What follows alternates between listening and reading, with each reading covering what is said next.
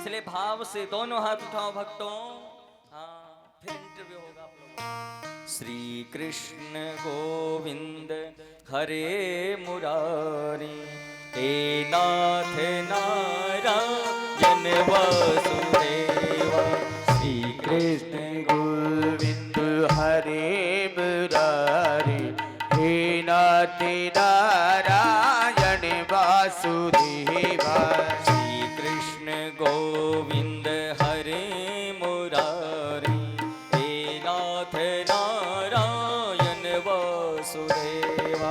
श्री कृष्ण गोविंद हरे मुरारी, भजनाथ नारायण वासुदेवा।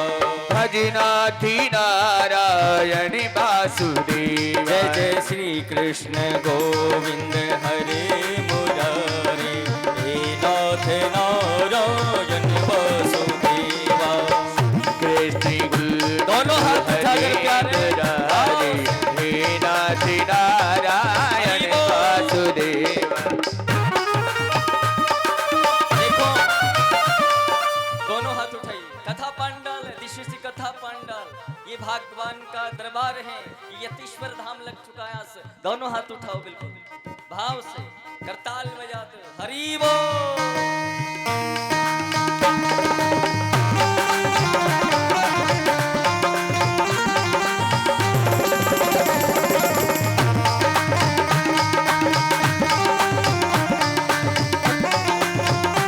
बीत है मन में बीत है, अंदर भी तू है बाहर भी तू है। अंदर बीत है बाहर बीत है। वो अंदर भी तू है बाहर भी तो है। हरि अंदर बीत है बाहर बीत है। सभी ऋषियों ने तुमको पुकारा, सभी ऋषियों ने तुमको पुकारा, ए नाथ नारायण वासुदेवा। श्री कृष्ण गोविंद हरे मुरारी, हे नाथ नारायण वासुदेवा। नमो नाथ नारायण, नमो नाथ नारायण, नमो नाथ नारायण, नमो नाथ नारायण वासुदेवा। नमो नाथ नारायण वासुदेवा। श्रीनाथ नारायण वासुदेवा।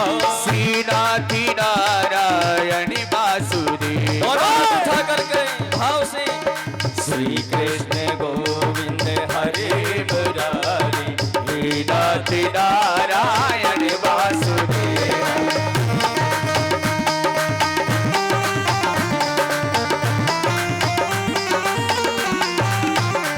जय श्री कृष्ण गोविंद हरे मुरारी, हे नाथ नारायण वासुदेवा। श्री कृष्ण गोविंद हरे मुरारी, हे नाथ नारायण वासुदेवा। हे नाथ नारायण वासुदेवा। हे नाथ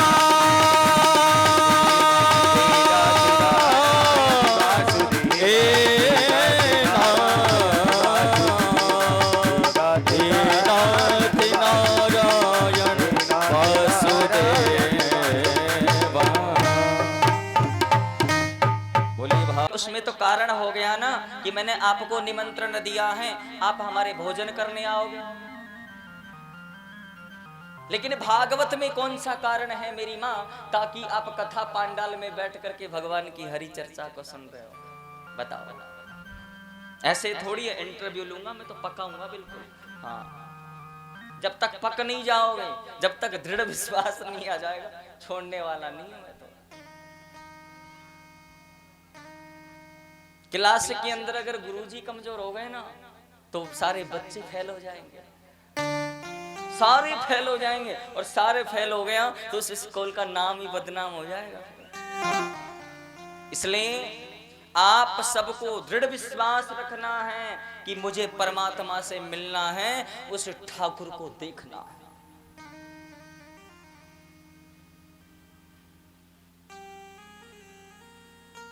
तो सबसे पहला प्रश्न यह है भाई भागवत क्यों सुनने को मिलती, क्यों बैठे कथा पंडाल में? भाई हम तो बैठ गए सुनाने के लिए, ये सब संगीत वादक बजाने के लिए बैठे, अब आप सब भी बैठ गए, लेकिन भागवत क्यों सुनने को मिलती है? पहला प्रश्न बताओ, आप बताओ, सुनिए ना कथा।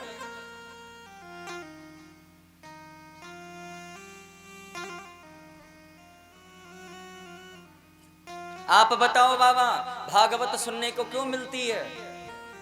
नहीं पता ना तो जानिए भागवत क्यों सुनने को मिलती है। बिल्कुल बताएंगे, लेकिन मेरी आदत कुछ अलग है, मैं कुछ अलग तरीके का आदमी हूं, बिल्कुल बचपन से।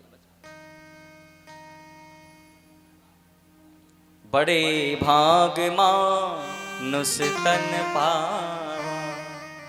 कौन सा तन कथा सुन रहा है? मनुष्य तन। पशु पक्षी भी सुन रहे हैं, पर बैठे सीधे नहीं। पशु पक्षी क्या करें? थोड़ा सा सुधर जाओ, थोड़ा सा, ज्यादा नहीं, थोड़ा सा सीधा बैठना सीखो। क्या बैठने से हम ऐसे टेढ़े मेढ़े बैठते हैं ना, तो जो बुद्धि है, कंट्रोल है, वो आउट हो जाता है। इसलिए देखो, मैं हाथ जोड़ के निवेदन करना चाहूंगा, हमारी ये जो भागवत जी आपके सामने सुनाने जा रहे हैं, ये हमारी 364वें नंबर की भागवत है। कौन सी भागवत है? 364वें नंबर की भागवत। इस भागवत का नाम हमने कामदा रखा है। क्या रखा है? कामदा, जो सभी कामों को पूर्ण करने वाली, कामों को मार करके और सभी शुभ काम को पूर्ण करने वाले। तो जानिए भागवत क्यों सुनने को मिलती हैं। जो माताएं उठ उठ के जा रहे हैं ना, ये बैठ जाओ, नियम जान जाओ, कल सो के ऐसे घूमने से फायदा नहीं है। हाँ,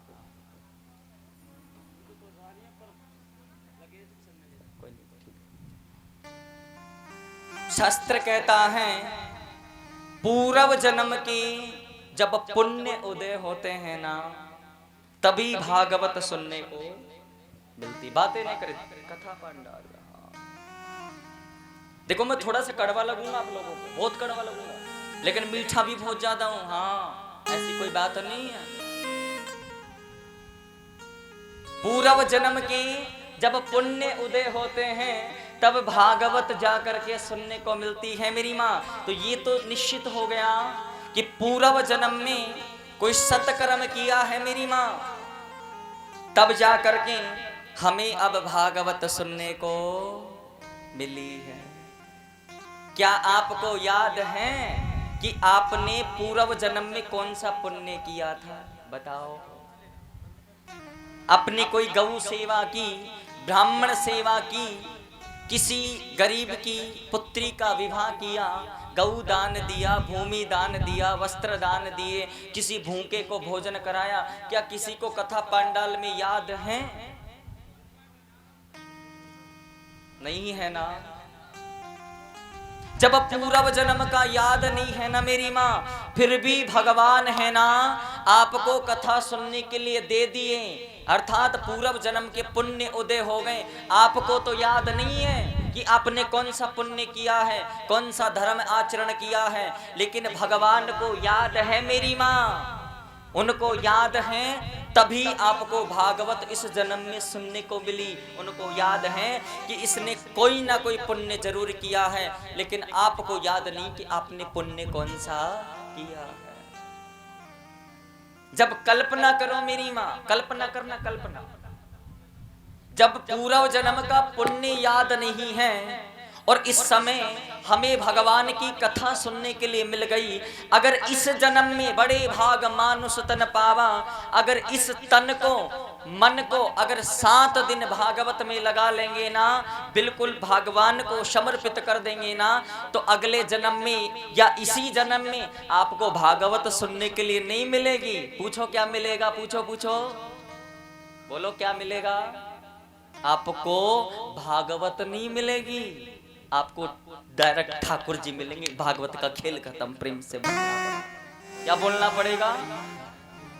ऐसे नहीं, जोर से बोलना पड़ेगा। खाना बस नियम जान लो आज के, और फिर भोजन कर लेना। वो खाना नहीं होता, खाना हिंदी व्याकरण के अंदर मुस्लिम शब्द में आता है। खाना, खाना नहीं, वो क्या होता है? भोजन। हाँ, खाना खा लो, खाना खा लो। देखो, आप एक और निवेदन कर रहा हूं, आप हमसे पूर्ण कथा कभी नहीं सुन सकते, क्योंकि एक कथा का सार ही पूर्णते नहीं हो पाता है। कथा ये नहीं है कि एक वो राम था, एक कृष्ण था, राम के 2 पुत्र थे, सीता मैया थी, उनकी पत्नी थी, राजा दशरथ पिता थे। ये कथा नहीं है। वो है कौन, उनका तत्व सार क्या है, उनका बोध क्या है, ये जानना जरूरी है हमारे लिए। अब हमें पता ही नहीं था कि कथा क्यों सुनने को मिलती। तो यही बात है नॉर्मल सी। तो नियम जानिए, जो इस महायज्ञ के अंदर जिन मैयाओं ने कलश उठाए हैं ना, वो हाथ खड़ा करें जिन्होंने कलश उठाए। आज कलशों का नियम जानिए। भागवत में ऐसे नहीं प्रवेश कराएंगे आपको जब तक आपको ये पता नहीं चल जाए कि हम हैं कौन, जब तक ये ना पता चल जाए ये शरीर क्या है, जब तक ये पता न चल जाए कि हम क्या करने आए हैं, जब तक ये ना पता चल जाए कि आज का हमारा उद्देश्य क्या है, तब तक आप भागवत के अधिकारी नहीं हो। और ये आपको पता लगेगा कथा पंडाल। तो कलशों का नियम जानिए। किसका नियम जानिए? कलशों का। जिन माताओं ने भी कलश उठाए हैं,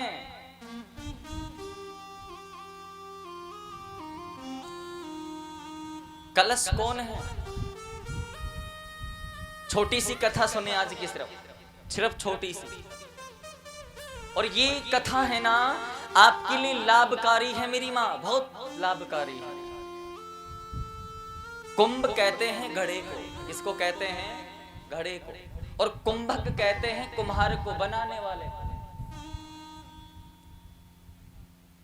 ये घड़ा है ना, इसके अंदर क्या क्या डाला जाता है पता भी है? आप क्या डाल के लेके आए उस घड़े के अंदर? पानी। क्या डाल के लेके आए मेरी माँ? पानी। हाँ, अब इसके अंदर पानी है ना, पानी। अब घड़ा है, ये कुंभ है। ये क्या है? कुंभ घड़ा। इसी घड़े के अंदर अमृत डाला जाता है, इसी घड़े के अंदर शराब डाली जाती है, इसी घड़े के अंदर सोना डाला जाता है, इसी घड़े के अंदर अन्य प्रकार की वस्तुएं डाली जाती है, धान्य भी डाला जाता है, धान्य कलश होता है। अब इस समय क्या है? इस समय जल है। क्या है मेरी माँ? जल है। जब आपके ये घर पे था, या कथा पांडाल में जब तक पूजित नहीं हुआ था, रखा था वैसे, तब तक सिर्फ इसमें पानी था।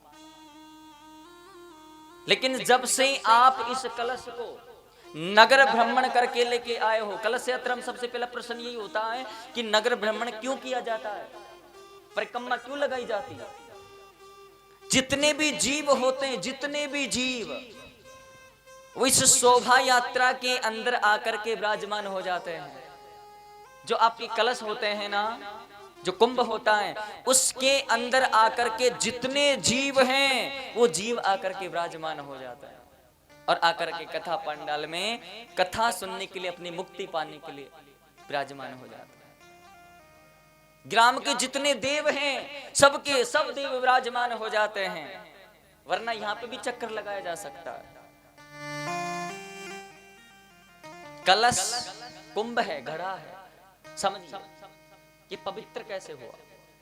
नींद आ रही है आपको? सो रहे हो आप? तो बहुत आलसी हो, और सच बताऊं आप बहुत पीछे हो।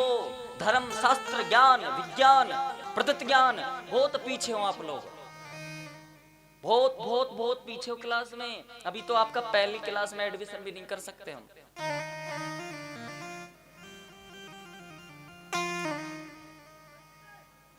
इसलिए सुनिए मेरी माँ, बातें न करें, ध्यान से सुने। ये कुंभ है ना, जो ये घड़ा है, ये अमृत है, ये अमृत है। कैसे है समझिए। अच्छा, एक घड़ा लो, क्या लो?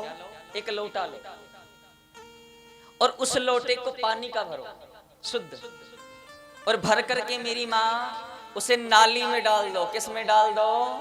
नाली में। अच्छा, आपने जो शुद्ध पात्र भरा था, अब उसको जाकर के नाली में डाल दिया, तो बताओ वो जल कैसा हुआ? गंदा हो गया ना?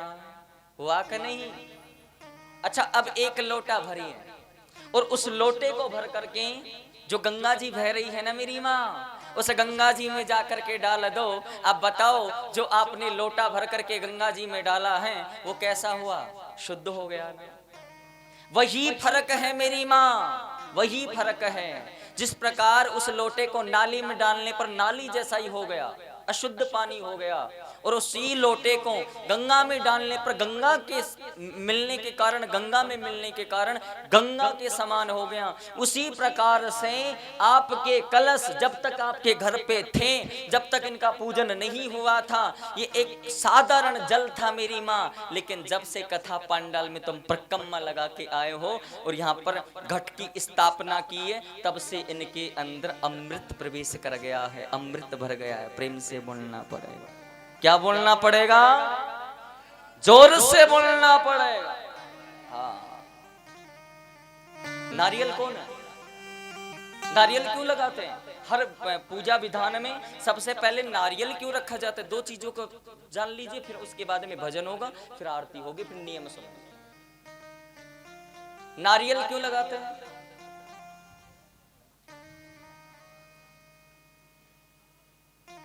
नारियल को चौकी के नीचे क्यों नहीं लगाते, ऊपर क्यों लगाते? नारियल को हमेशा कलश के ऊपर क्यों रखा जाता है? और नारियल को ही पूजा में सर्वश्रेष्ठ पहले क्यों रखा जाता है? आपने कभी फल खाए? फल क्या खाए बताओ? केले वगैरह खाए? चीकू वगैरह खाए? नहीं खाए? अरे वाह, आपने खाए मेरी माँ? चीकू खाए? हाँ? आपने बाबा लोग कभी फल तो खाए हो ना? आम खाया होगा, अमरूद खाया होगा, है ना? खाए है ना? अच्छा, ये फल कितने होते हैं? फल बताओ, फल कितने?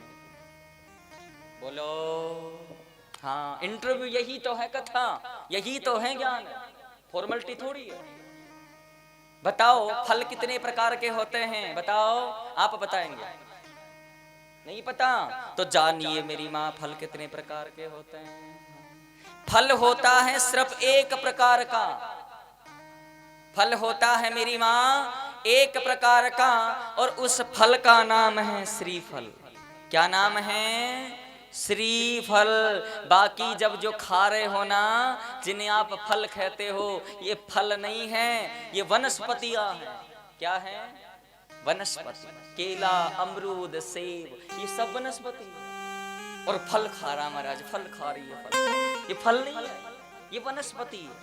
संसार में फल एक है और वो है श्रीफल, जिसे नारियल कहा जाता है। तो क्या नारियल के बारे में हम कुछ जानते हैं? क्यों रखा जाता है? पंडित जी सबसे पहले नारियल क्यों मंगवाते हैं? जब घर पे नवरात्रे बैठाती हो तो नारियल क्यों रखती हो कलश पे? किसी को न्यूतन करना हो, भगवान गणपति महाराज को न्यूतन करना हो, किसी भी देवी देवता को न्यूतन करना हो, तो इस श्रीफल का ही प्रयोग क्यों किया जाता है? जान लीजिए मेरी माँ, ताकि आपको भविष्य में बात याद रहे। कौन है नारियल? जानिए। एक बार कैलाश पर्वत पे भक्तों, भगवान पशुपतिनाथ जब विचरण करने के लिए निकले कैलाश, भगवान शिव जी 2 टाइम विचरण करते हैं, विचरत अविनाशी। भगवान शिव एक तो सुबह और एक संध्या के समय कैलाश पर्वत पे विराजमान नहीं रहते हैं।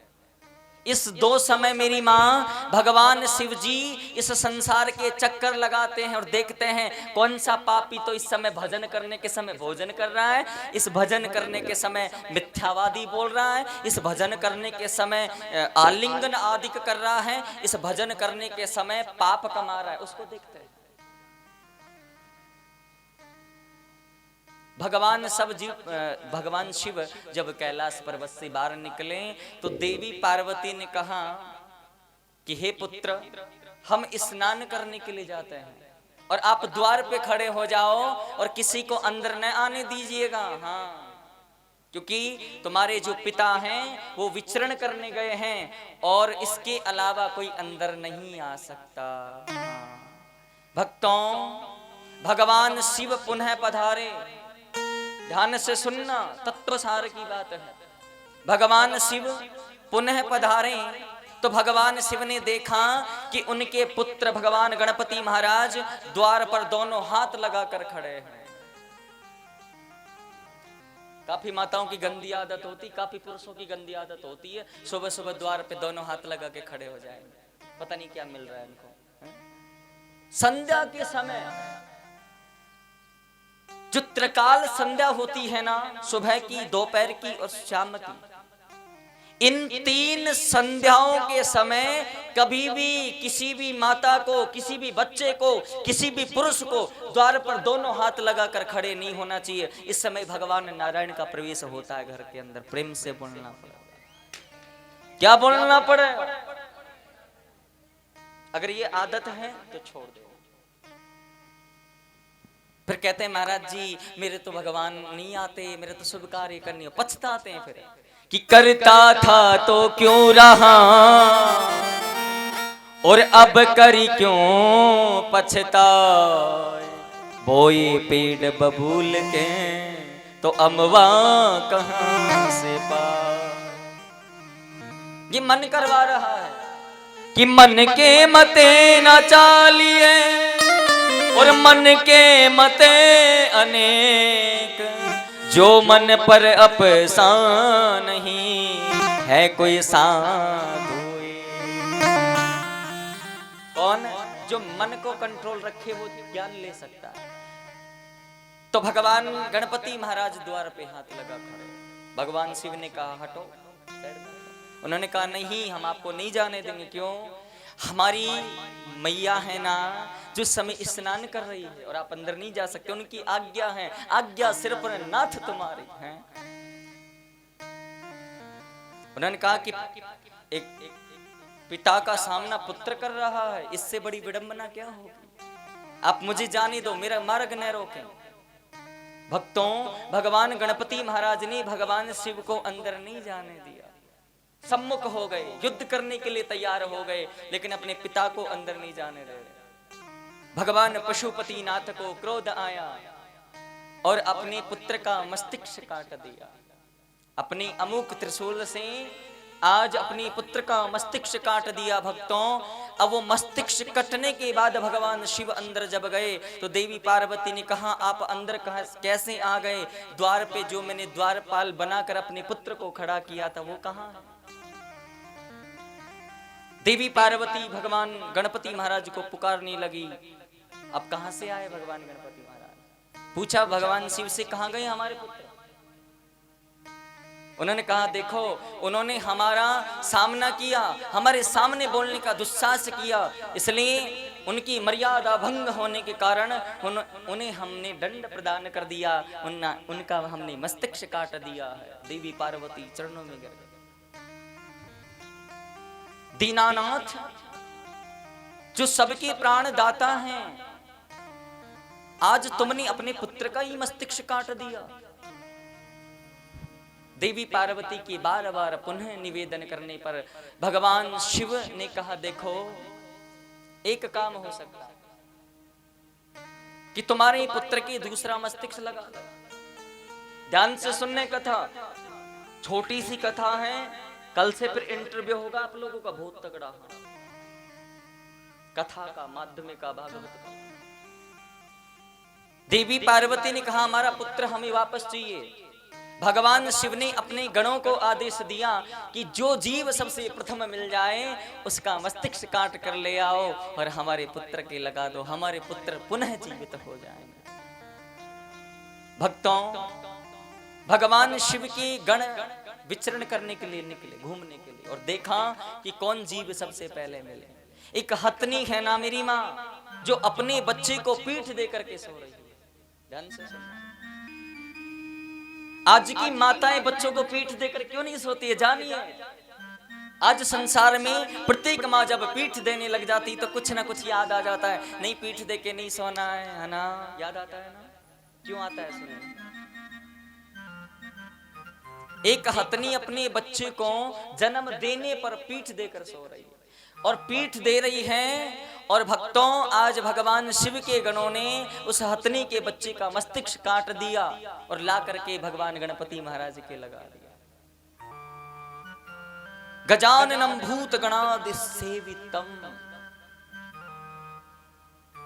भगवान गणपति महाराज के गज का मुख लग गया, गजाननम। अब भगवान गणपति महाराज के जब गज उस हथनी के बच्चे का मुख लग गया, वो हथनी भगवान शिव के पास में गई है और प्रणाम करने लगी, हे पशुपतिनाथ, आप तो दीनानाथ कहते हो और आपने अपने पुत्र की जान बचाने के लिए, अपने पुत्र को पुनर्जीवित करने के लिए आपने मेरे पुत्र का मस्तिष्क काट लिया, आप कैसे दीनानाथ हो? भगवान शिव ने कहा कि तुमने अपने पुत्र को पीठ दे रखी थी, इस वजह से काल का उन पर साया पड़ गया। जो माँ अपने पुत्र को पीठ दे देती है मेरी माँ, उस पर काल का साया हो जाता है। जो भक्त अपने भगवान को पीठ दे देता है उस पर काल का साया हो जाता है। जो शिष्य अपने गुरु को पीठ दे देता है उस पर काल का साया हो जाता है। प्रेम से बोलना, जोर से बोलना पड़ेगा। भगवान शिव ने कहा कि देखो, आज के बाद मैं तुम्हें वरदान देता हूं, आज के बाद संसार में कोई भी माँ है ना अपने बच्चे को पीठ दे करके नहीं सोएगी। तो आज की माताएं कभी भी बच्चे को पीठ दे करके नहीं सोती। उस दिन भगवान शिव ने वरदान दिया। नहीं सोती हो ना, काफी सो जाती है नींद में। हाँ।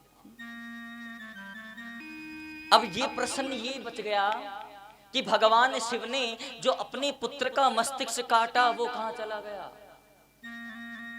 गहरा प्रश्न तो ये है। बताओ। नारियल, नारियल, बस नारियल रट लिया इन लोगों ने तो। बहुत अच्छी बात है। भक्तों, देवी पार्वती ने कहा कि हे नाथ, हम देखना चाहेंगे कि हमारे पुत्र का मस्तिष्क कटा हुआ इस समय कहां है। भगवान शिव कैलाश पर्वत पे बर्फ है, ठंड है, बर्फ ही बर्फ है कैलाश पर्वत पे। और जहां बर्फ सबसे अधिक होती है, जहां सबसे अधिक जल और बर्फ होती है, वहीं पर नारियल के वृक्ष का निर्माण होता है। किसका होता है?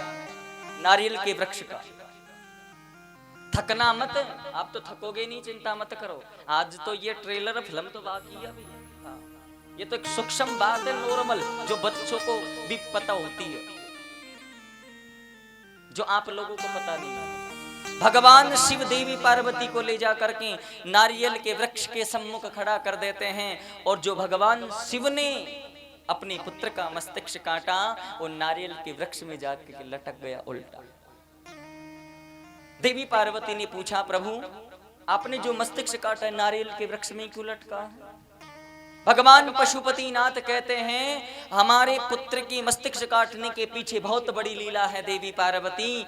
ये जो नारियल है ना, ये फल है। ये क्या है? ये फल है।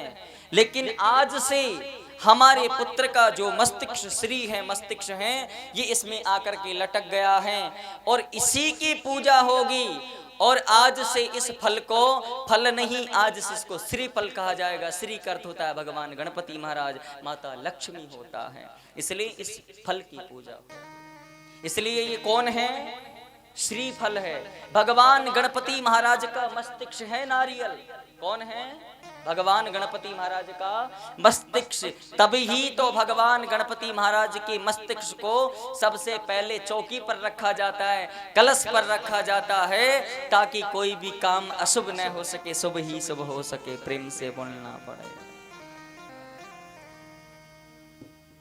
आइए एक भजन, फिर उसके बाद में नियम जानेंगे। 5 मिनट का नियम जान लेंगे, जो आपने सुना ही नहीं होगा, जीवन में नहीं सुना होगा आज तक, वो नियम जानेंगे आप। भागवत का नियम क्या है? सिर्फ 5 चीजें बताऊंगा, उससे पहले नाम संकीर्तन से।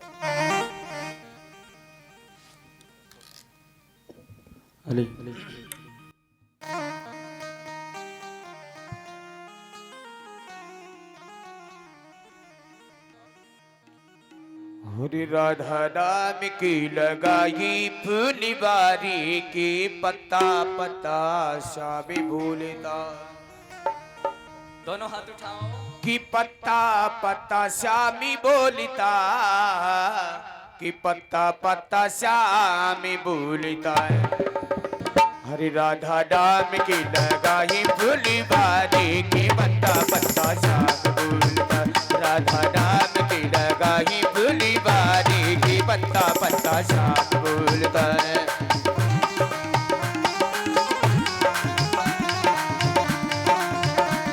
कि पत्ता पत्ता श्यामी बोलता, कि दोनों हाथ उठाकर प्यारे बोलता है। हरि बोल। कि पत्ता पत्ता श्यामी बोलता, कि पत्ता पत्ता श्याम बोलता।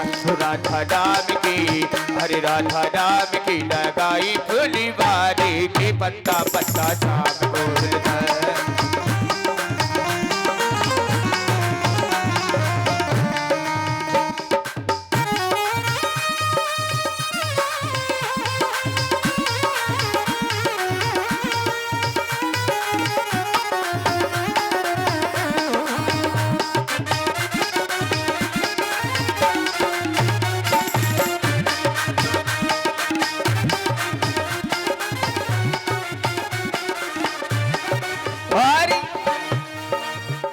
अरे काली काली मेरी महकी उसी की, काली काली मेरी महकी उसी की। अरे हरि पक्षी मेरी चहकी उसी की, हरि पक्षी मेरी चहकी उसी की। और अरे नाची मोरी, अरे नाची मोरी कुकी कोयलिया काली, के पत्ता पत्ता श्याम बोलता है। राधा नाम की लगाए फुलवारी, के पत्ता पत्ता श्याम बोलता है।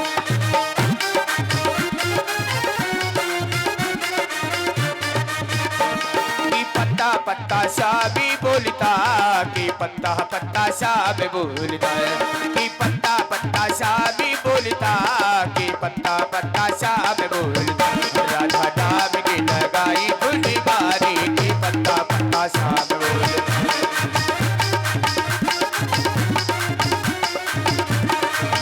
राधा नाम की लगाई फुलवारी, कि पत्ता पत्ता श्याम बोलता है। कि पत्ता पत्ता श्याम बोलता है, कि पत्ता पत्ता श्याम बोलता है, कि पत्ता पत्ता श्याम बोलता।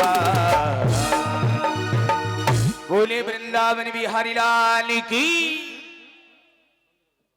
देखो नियम, कुछ नियम है भागवत जी की जो आपने कलश रखे हैं ना मेरे यहाँ, इन कलशों के अंदर देखो कुछ नियम है जो आपकी आज नहीं आगे भविष्य तक काम आने वाला है। मैं तुम्हारे पास कभी दोबारा आऊं ना आऊं, लेकिन ये नियम तुम्हारे जीवन को दृढ़ बनाने वाले हैं, किसी भी पंडित को टोकने वाले हैं। सबसे पहला नियम है मेरी, प्रातः काल जल्दी उठ करके, जल्दी स्नान ध्यान करके और अपने अपने कलशों के अंदर एक मंजा हुआ जल का लोटा भर कर डाल। मैं आपको फिर से वचन दे रहा है ब्राह्मण बालक, आपको उद्युत्बोध होत करके ज्ञान आपको प्रदान होगा। आपको ये भी पता चल जाएगा, आप इतने प्रबल बन जाएंगे, आप इतने बुद्धिमान बन जाओगे भक्तों, कि आप किसी भी शास्त्रार्थ, किसी भी धर्मज्ञ व्यक्ति के सामने खड़े होकर के बोलने की क्षमता रखोगे कि हाँ हम जानते ये चीज क्या होती है, हाँ हम जानते हैं संत क्या होते हैं, हाँ हम जानते ब्राह्मण किसे कहते हैं। हाँ आप हाथ ऊपर करके कह दोगे कि हाँ हम जानते हैं भागवत किसे कहते हैं। प्रेम से बोलना पड़ेगा, पर ध्यान से मगन हो जाना, बस खड़े हो जाओ। और ये नियम है। भागवत जी क्या है, भागवत किसे कहते हैं, भागवत में कितने शब्द हैं, भागवत का अर्थ क्या है, सारी चीजें कल बताई जाएंगी। आज की कथा को यहीं विश्राम। कल धुंधुकारी इत्यादि की कथा होगी। और बोली यतीश्वर धाम की हरि बोल। हरि मोरी मुकुट तेरे शीश पे सोहे, मोरी मुकुट तेरे शीश पे सोए। हरि प्यारी बंसी मेरो मन मोहे, प्यारी बंसी मेरो मन मोहे। अरे देखी देखी, अरे देखी देखी छवि बलिहार प्यारे, धरी तेरी आरती गाव, आके बिहारी तेरी आरती गाव।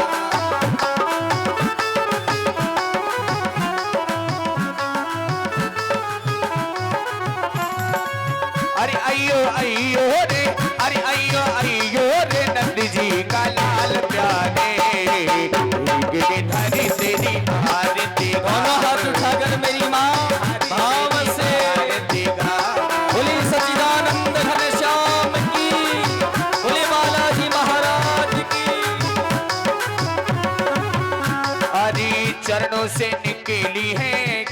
गंगा प्यारे, चरणों से निकली है गंगा प्यारे।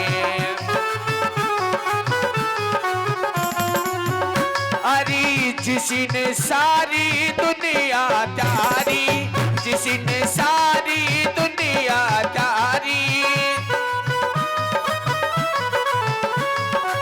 अरे उन्हीं चरणों के, अरे उन्हीं चरणों के, अरे उन्हीं चरणों के मैं दर्शन पाव, गिरिधरी तेरी आरती गाव, बाके बिहारी तेरी आरती गाव। अरे अयो अयो रे, अरे अयो अयो रे नंद जी का लाल प्यारे, गिरिधरी तेरी आरती गाव, बाके बिहारी तेरी आरती गाव।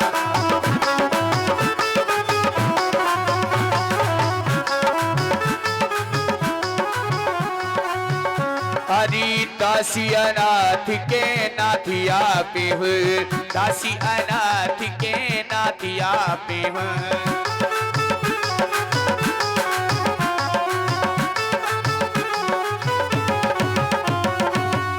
हरी सुख दुख जीवन साथी आप ही हो, सुख दुख जीवन प्यारे साथी आप ही हो।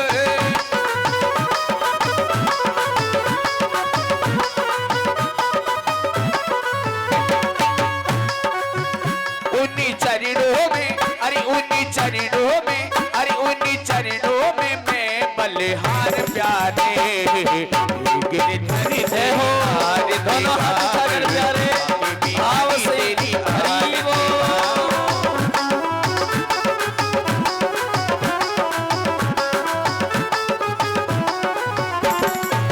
अरे अयो अयो रे, अरे अयो अयो रे यशोदा के लाल प्यारे, गिरिधरी तेरी आरती गाव, बाके बिहारी तेरी आरती गाव।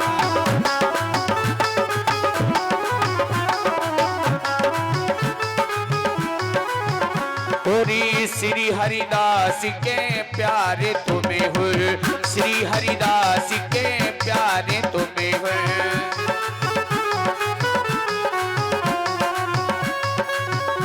अरे मेरे मोहन जीवन धनी हो, मेरे मोहन जीवन धनी हो।